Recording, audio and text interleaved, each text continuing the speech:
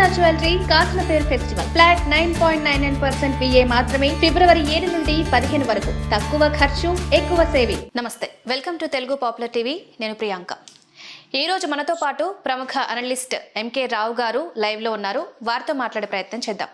నమస్కారం సార్. నమస్తే sir, Russia Ukraine పై దాడులు ఇంకా కొనసాగుతూనే ఉంది. సో ఈ నేపథ్యంలో అమెరికా అధ్యక్షుడు ట్రంప్ ఆయన అధికారంలోకి రాగానే 1 year లోపే శాంతి చర్చలు జరిపి దీన్ని ఒక కొలిక్కి తీసుకొస్తారని చెప్పడం జరిగింది. కానీ ఇంకా 1 year అయినా కూడా ఎలాంటి పరిష్కారం చూపలేదు. సో తాజాగా ఆయన జూన్ లోపు గడువు విధించారు. ఈ గడువులోగా ఈ శాంతి చర్చలు ఎలాంటి ఫలితాలను ఇస్తాయి? వాస్తవానికి డొనాల్డ్ ట్రంప్ ముందు చెప్పింది 1 year కాదు, ఒక్క రోజు తాను అధికారానికి వచ్చినటువంటి జూన్ 20వ తారీఖున అధికారానికి వస్తే 24 hours లో సమస్యను పరిష్కరిస్తానని చెప్పి అవును, 24 గంటల లోపే చెప్తామన్నారు. కానీ ఇప్పటికి 1 year గడిచింది. ఈ 1 year గడిచిపోయింది. మళ్ళా జూన్ వరకు తానే గడువు విధించాడు.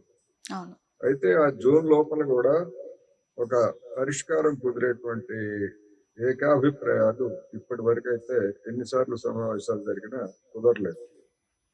రేపు 24వ తారీఖుకి అంటే 23వ తారీఖుకి 5వ సంవత్సరంలో ప్రవేశించబోతా ఉంది ఆ సంక్షోభం యుద్ధం. అందువల్ల అది ఎప్పటికి ముగుస్తుంది ఏమిటి అనేటువంటిది ఎవరికి డొనాల్డ్ ట్రంప్కి అర్థం కావట్లేదు. పశ్చిమ దేశాల వాళ్ళు కూడా ఏమి చెప్పలేనటువంటి స్థితిలో ఉన్నారు.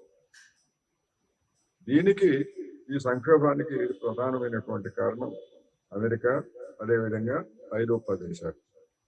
వాళ్ళు రష్యా తోటి సానుకూలమైనటువంటి ఒప్పందం చేసుకుంటే ఈ యుద్ధం అనేటువంటిది ఆగిపోతుంది.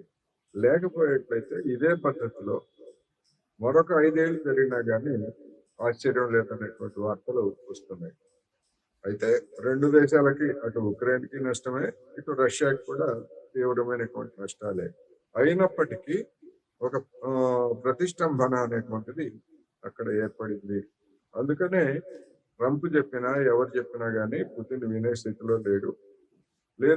ట్రంప్, పుతిన్ వీళ్ళు చెప్పేటువంటి పరిష్కార మార్గానికి ఉక్రెయిన్ అధ్యక్షుడు జెలెన్స్కీ అంగీకరించడం లేదు. ఈ విధమైన ఒక పీఠముడి పడింది. ఇప్పుడు దాన్ని ఎట్లా పరిష్కరిస్తారు ఏమిటనేటువంటిది ఒక పెద్ద ప్రశ్నార్థకంగా మారింది.